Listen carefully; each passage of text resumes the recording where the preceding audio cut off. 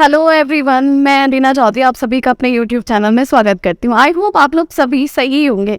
तो आज मैं आपको लेके आई हूँ एक डॉक्टर से मिलवाने के लिए, जो कि आयुर्वेद के डॉक्टर हैं ग्रेटर नोएडा में। आइए चलें आज उनसे थोड़ा सा आयुर्वेद के बारे में जानते हैं।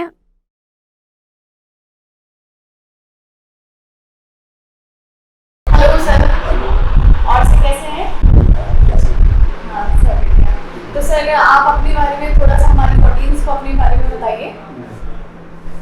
देखिए, मैं एक आयुर्वेदिक विशेषज्ञ हूँ, आयुर्वेदिक डॉक्टर हूँ और मैंने एमडी किया हुआ है आयुर्वेद मेडिसिन में। और मैंने मेरा अपना जो अनुभव रहा है, मेरा 25 वर्ष का लगभग अनुभव है। और मैंने तरह तरह के पेशेंट अपने उसमें, बहुत टिपिकल टाइप पेशेंट भी, पुराने पेशेंट, पुराने रोगी जो भी मैंने अपने उसमें देखे हैं और उनको मैंने ठीक किया है। जहाँ तक मेरा उसका है, मैंने रिसर्च में काम किया है। एमडी करने के बाद मैं कई ऑर्गेनाइजेशन से जुड़ा रहा और मैंने लगभग 12-14 साल तक मैंने R&D में वर्क किया। तो मैंने तरह तरह के हर्ब्स पर वर्क किया, फॉर्मुलेशन किया तरह तरह के उस पर, और अलग अलग उसमें फील्ड में मैंने आयुर्वेद से रिलेटेड तरह तरह की दवाइयाँ मैंने बनाई। ओके, अच्छा सर, आयुर्वेद के बारे में थोड़ा सा आप बता सकते हैं हमारे? आयुर्वेद मेडिकल साइंस नहीं है, आयुर्वेद एक लाइफ साइंस है। आयुर्वेद का मतलब होता है आयु मीन्स आयु, जीवन, वेद मीन्स विज्ञान। जीवन का विज्ञान आयुर्वेद है, जीवन का विज्ञान आयुर्वेद है। क्योंकि ये केवल बीमार व्यक्ति की ही चिकित्सा नहीं करते हम आयुर्वेद का जो एम है, आयुर्वेद का जो प्रयोजन है वो है स्वस्थ स्वास्थ्य रक्षणम आतुरस्य विकार प्रशमनम चेत। मतलब जो स्वस्थ व्यक्ति है उसको हम कैसे स्वस्थ बना के रख सकते हैं, उसकी हेल्थ को हम कैसे मेंटेन रखेंगे, और दूसरे जो व्यक्ति अगर बीमार हो गया है तो उसकी चिकित्सा कैसे की जाए। तो इसलिए आयुर्वेद को जो है मेडिकल साइंस ना होकर एक लाइफ साइंस है। तो सर अब मेरा आपसे दूसरा सवाल, जो आयुर्वेद है वो उसमें स्वस्थ क्या है? देखिए, स्वास्थ्य का आयुर्वेद में बहुत अच्छा वर्णन मिलता है। हम किसी व्यक्ति को स्वस्थ कैसे कहेंगे?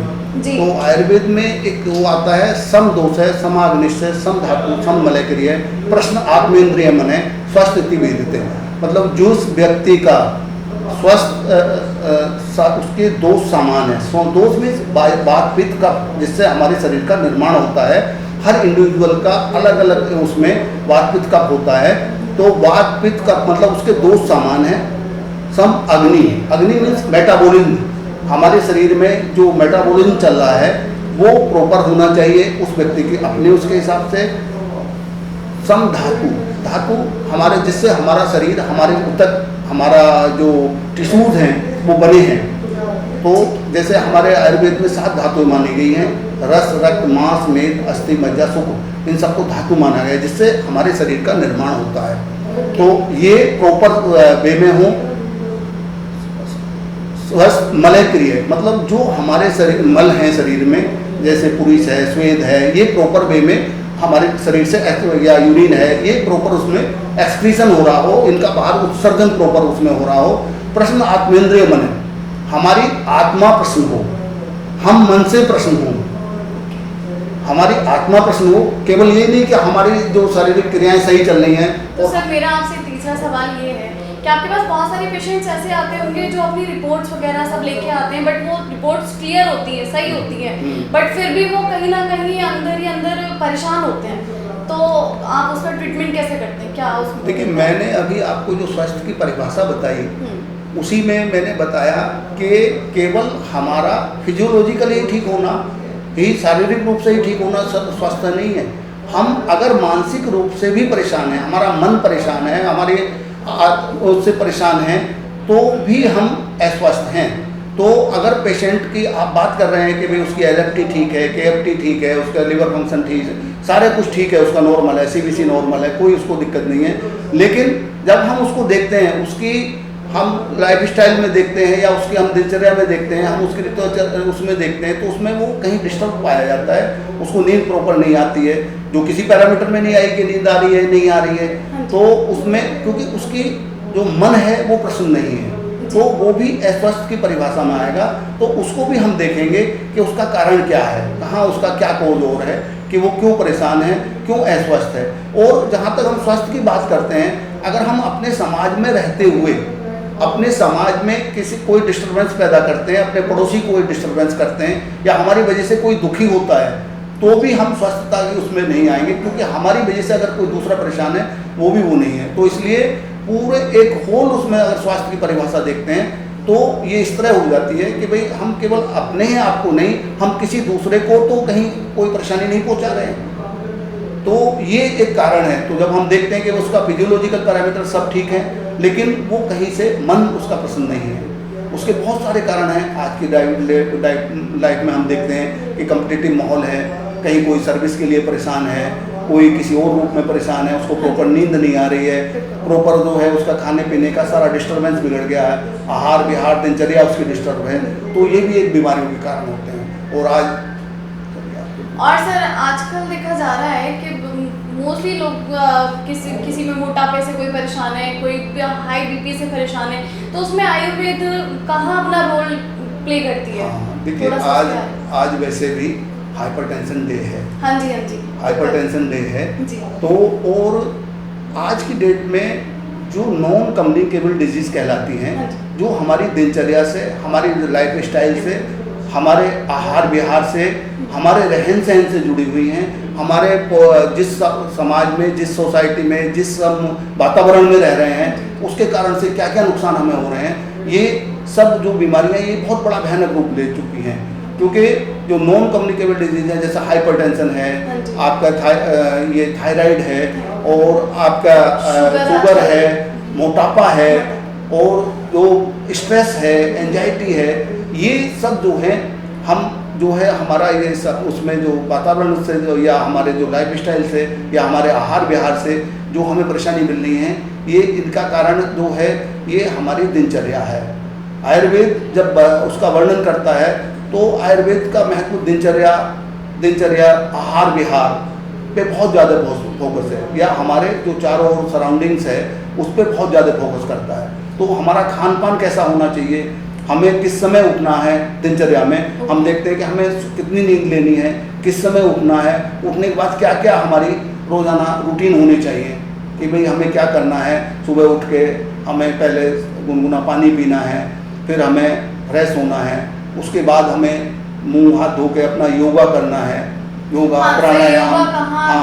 प्राणायाम ये भी हमारे दिनचर्या का पार्ट होना चाहिए, क्योंकि इससे हमारी बॉडी की फ्लेक्सिबिलिटी बढ़ती है, हमारी बॉडी के फंक्शनिंग बढ़ते हैं, और हमारी बॉडी में प्रॉपर ऑक्सीजन और उसका इंटेक होता है। इसलिए आयुर्वेद में बताया गया ब्रह्म मुहूर्त। अब आप कहेंगे कि जी ब्रह्म मुहूर्त क्या होता है सर? ब्रह्म मुहूर्त क्या है? ब्रह्म मुहूर्त सूरज के उगने से 1 घंटे से 2 घंटे पहले का जो समय है वो ब्रह्म मुहूर्त कहलाता है, क्योंकि उस समय एटमॉस्फेयर में, हमारे वातावरण में शुद्ध ऑक्सीजन होती है, वातावरण शांत होता है। तो उस सब का हम उसमें अगर अपना योगा प्राणायाम वगैरह करते हैं तो उसका हमें बहुत ज़्यादा बेनिफिट मिलता है। हमेशा ब्रह्म मुहूर्त में उठना लाभकारी होता है ना। रात्रि को जल्दी सोना और सुबह जल्दी उठना, ये स्वस्थ रहने के लिए बहुत जरूरी है। उसी के कारण बहुत सारी बीमारियां उससे रिलेटेड आ जाती हैं। आज आप जब हम कहते हैं कि स्ट्रेस वाली बात आती है, जब हमें स्ट्रेस होता है तो हमारे बहुत सारे फंक्शन डिस्टर्ब होते हैं, और उसका कई कारण जो है डायबिटीज, मोटापा, बहुत सारा खान पान के साथ साथ ये भी एक बहुत बड़ा अनहेल्दी लाइफ के लिए कारण बनता है। तो सर कोरोना के बाद से आपने क्या क्या चेंजेस देखे हैं? मतलब आपके पास किस टाइप के कोरोना के बाद से पेशेंट्स आते हैं? क्या वो आयुर्वेद की साइड ज़्यादा जागरूक हैं, या मतलब अभी भी एलोपैथिक और उधर साइड ज़्यादा जा रहा है? तो आप थोड़ा देखिए, कोरोना एक जो ये महामारी आई है, इससे पूरी दुनिया में बल्कि हिंदुस्तान में सिनेरियो ही बदल गया है चिकित्सा का। लोगों का विश्वास जो हमारी पुरानी पैथी थी उन पे फिर से विश्वास बना है। और आपने देखा होगा कोरोना काल में लोगों ने घर पे ही रह के हर्बल चाय पीना शुरू किया, और हल्दी वाला दूध उन्होंने लेना शुरू किया, और उन्होंने जो तरह तरह की पैथी वो थी कि भाई आपको ये लेना है, हल्दी लेनी है, आपको जो है दालचीनी लेनी है, आपको तुलसी लेनी है, आपको अदरक वाली चाय पीनी है। ये सारा क्राइटेरिया बदला, क्योंकि आयुर्वेद में पहले ही कहा गया है, आयुर्वेद में कहा गया स्वस्थ स्वस्थ रखना मातुरस्य विकार प्रश्नम चे। मैंने आपको बताया स्वस्थ व्यक्ति को हम कैसे स्वस्थ रख सकते हैं, है ना। बीमारी तो बात की चीज़ है, तो सबसे बड़ा ध्येय जो होना चाहिए हमारा वो होना चाहिए कि हम स्वस्थ व्यक्ति को कैसे स्वस्थ रखें। तो ये कोरोना काल में देखा गया कि जिन लोगों की स्वस्थ का मतलब ये कि हम उसकी इम्यूनिटी पावर कैसे बढ़ाएं, उसको स्वस्थ कैसे रखें, उसकी जो फंक्शनल है बॉडी के वो कैसे मेंटेन रहें, बिल्कुल स्वस्थ रहे वो व्यक्ति, तो उसकी इम्यूनिटी अपने आप हाई होगी तो उसको जो इन्फेक्शियस डिजीज जैसे कोरोना टाइप वायरल डिजीज थी ये नहीं होंगी। क्योंकि अभी कोरोना के बाद में देखा गया कि लोगों में बहुत ज़्यादा चेंजेस हुआ और ख़ास तौर पे एक साइड इफेक्ट दवाइयों का बहुत बड़ा रहा। लोगों को लोगों को बचाने के लिए बहुत ज़्यादा मात्रा में स्टेरॉइड दिए गए, बहुत ज़्यादा कई तरह की दवाइयाँ जिन पे पूरी तरह से ट्रायल नहीं हुए थे। कोरोना की दवाई तो कोई थी नहीं, कोई प्रूफ मेडिसिन नहीं थी, तो वो सब ट्रायल किए गए उन पर, तो उसके बहुत नुकसान हुए। आज उसी के रूप में हम देखते हैं कि मेरे पास भी बहुत तरह के पेशेंट आते हैं। कुछ पेशेंट शिकायत करते हैं कि जी हमको पहले डायबिटीज़ नहीं थी, अब हमारी डायबिटीज़ बहुत ज़्यादा हुई है, हमारा क्रिएटिनिन लेवल बढ़ गया, तो मतलब किडनी की दिक्कत हमारे को आने लगी है, हाइपरटेंशन हमें रहने लगा है, चिड़चिड़ापन बहुत ज़्यादा लोगों में हो गया है। और आपने देखा होगा कि सडन डेथ बहुत बढ़ी है, कार्डियक अरेस्ट के केसेस बहुत बढ़े हैं। तो ये एक कारण रहा और ये भी एक कारण उसके कोरोना के साइड इफ़ेक्ट्स रहे। अलग अलग तरीके से आपने देखा लोगों के व्यवहार में बहुत ज़्यादा चेंज आया। तो आयुर्वेद जो है हम किसी उसके नहीं, हम प्रकृति के बेस पे चिकित्सा करते हैं कि आदमी की क्या प्रकृति है। हमारे आयुर्वेद में वात पित्त का को सिद्धांत माना गया है, हम उसी को साम्य अवस्था में लाना ही चिकित्सा है। अगर उसकी इंडिविजुअल की प्रकृति के अकॉर्डिंग हम उसको वात पित्त का जो उसका होना चाहिए उसको साम्य अवस्था में लाते हैं, यही आयुर्वेद का सिद्धांत है, यही आयुर्वेद की चिकित्सा है। तो सर मैं आजकल देख रही हूँ आप कुछ डिफरेंट टाइप का ट्रीटमेंट करते हैं, कुछ प्रेशर वगैरह कुछ प्रेस करके एक्यूप्रेशर टाइप, तो वो क्या चीज़ है आप बता सकते हैं थोड़ा?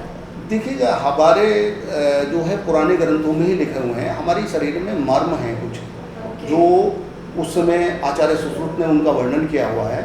तो वो मर्म स्थान को अगर हम पहले तो उन्होंने उसको वर्णन किया कि मर्म वो जगह है जहाँ पर अगर आघात हो जाए तो या तो वो अंग भंग हो सकता है या उस व्यक्ति की मृत्यु भी हो सकती है।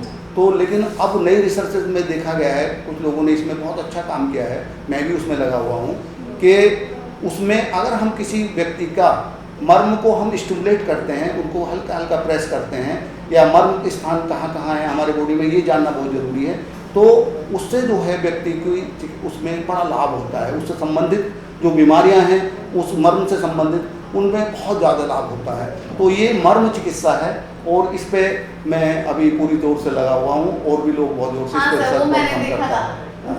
तो ये एक नया वो है और नहीं कॉन्सेप्ट बहुत पुराना है, लेकिन अभी इसमें फील्ड में नई तरीके से फिर से लोग जुड़े हुए हैं, क्योंकि बीच में ये लोगों ने बिल्कुल वो कर दिया था।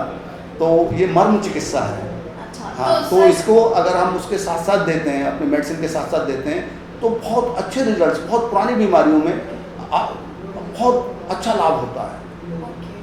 ठीक है सर, तो अभी हम यहाँ पे लास्ट करते हैं और आप हमारी ऑडियंस को थोड़ा मतलब कुछ वो बताइए कि हेल्दी कैसे रह सकते हैं आयुर्वेद के थ्रू।